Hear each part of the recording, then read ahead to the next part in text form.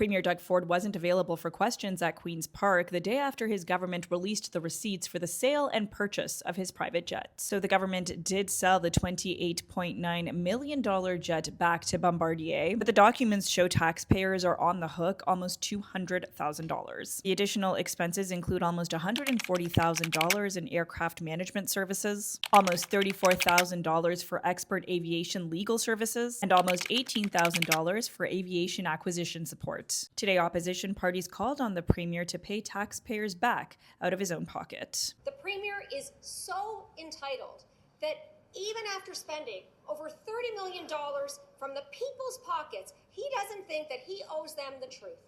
So I want to ask the Premier to stand up and tell us, will you pay the people of Ontario back for your midlife crisis gravy claim?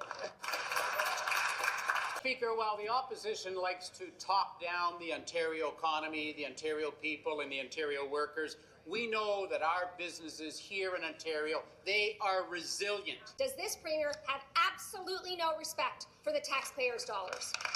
Speaker, well, the Leader of the Opposition seems to like a lot of numbers, so why don't we talk about the $222 billion worth of investment we've landed here into Ontario. So as you can see there, the Premier wasn't in the building to respond to those questions, but a number of ministers did stand up to respond. Instead, they kind of diverted away from the plane issue. But the opposition says this story isn't going away. They wasted taxpayers' dollars, and that the Premier put himself ahead of so many people who are struggling to get by right now. I think people are just saying, you know what, we want a government that's going to help address the housing affordability crisis. We want a government that's not going to pile debt on the backs of students. We want a government that's going to invest in healthcare. And instead, this government prioritized a private luxury jet for the Premier. Those documents also show the government actually purchased this plane back in January. That wasn't made public until about 4 months later. The Premier also didn't ever actually use the plane.